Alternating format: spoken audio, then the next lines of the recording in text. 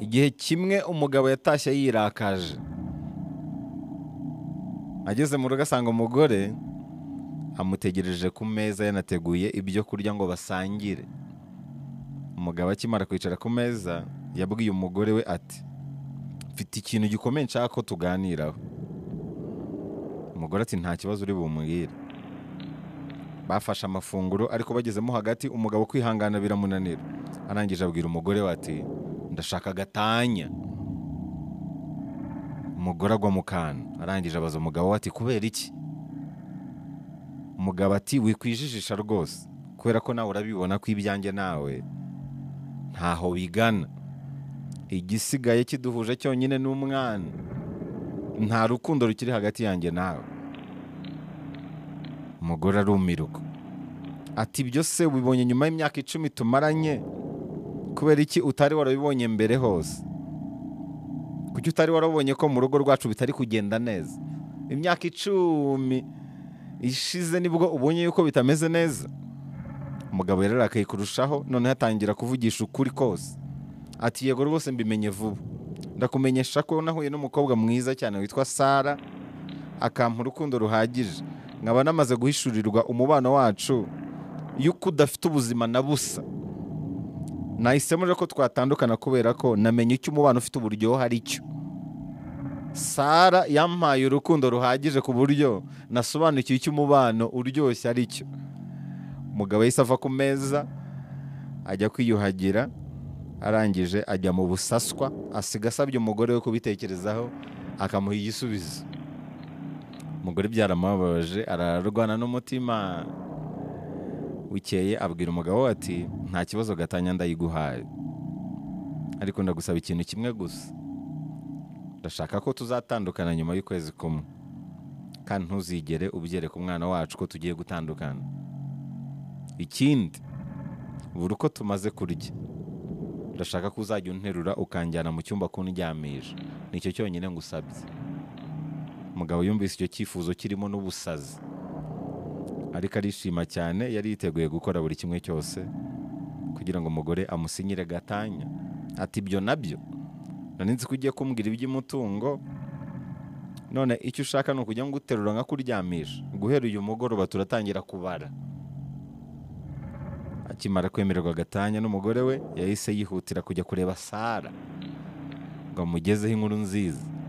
Sara akibyumva yaratembagaye kumva umugore winjije bene ako kageni, ndetse basangira ko kunywa ku mugoroba, bishimira gatanya itegerejwe.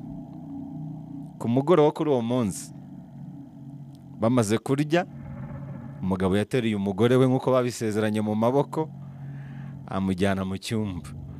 Akibikora umwana wabo yarishimye cyane, abakomera amashyi. Nibwo bwa mbere yarabonye papa we ateruye nyina. Umugabo bimukora ku mutima, hari hashize igihe atabona umwana we yishimye gutyo.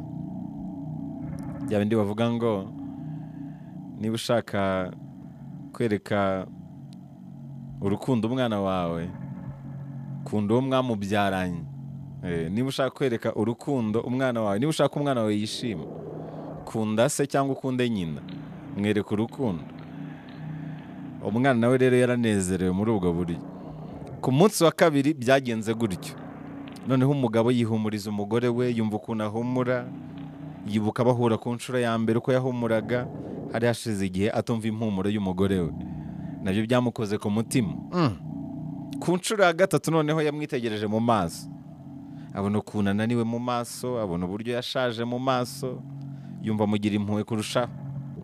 Ku nshuro ya kane nabwo byagenze uko, aramuterura amujyana kumuryamisha.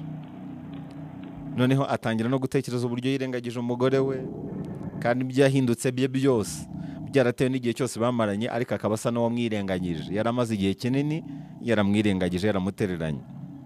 Ku nshuro ya gatanu noneho yaramuteruye, ubushyuhe burazamuka, amujyana mu busaswa, biha akabyizi cyane ko yarashize igihe ntacyo bibwira.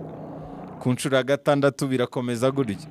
Byagiye kugera ku nshuro ya nyuma, amaze kongera gukunda umugore bidasubirwaho, arangije afata umwanzuro ukomeye.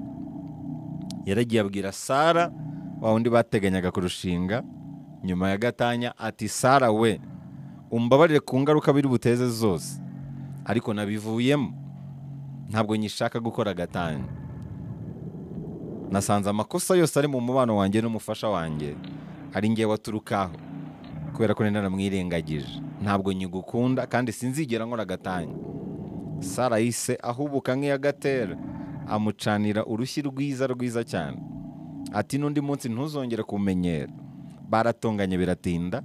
Sara noneho amukuriragaho hahandi. Ati n'ubundi nanjye singukunda, nishakiraga imitungo yawe. N'ikimenyimenyi nanjye mfite undi musore nkunda. Ubundi kutagira ubwenge urabona ikizungereza inkange cyagukunda gute? Umugabo yarumiwe, yirukanka kibunoma amaguru, ajya mu rugo kureba umugore we. Kubw'ibyago bye, ageze mu rugo asanga umugore we yitabye Imana. Yasanze umugore yanditse urwandiko ati mu by'ukuri maze iminsi ndwana na kanseri.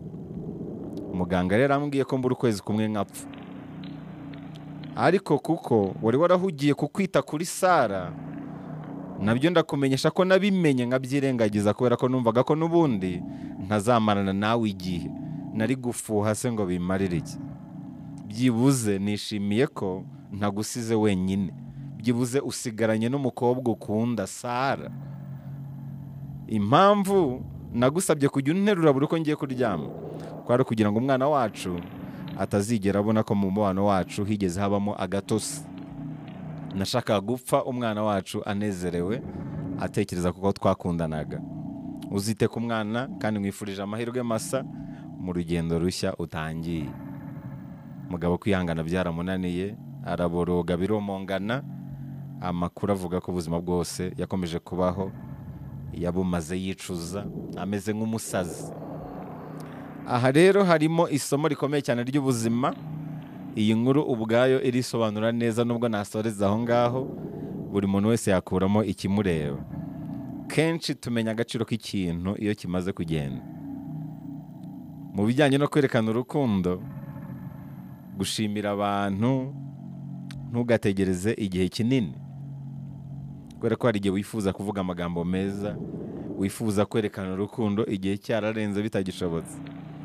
Byane muri kubwira ngo twige kubwira abantu ko tubakunda bakiriho bakibyumva, twige kubitaho bakiriho bakibyumva, twige kubashimira uruhare rwabo mu buzima bwacu bakiriho bakibyumva.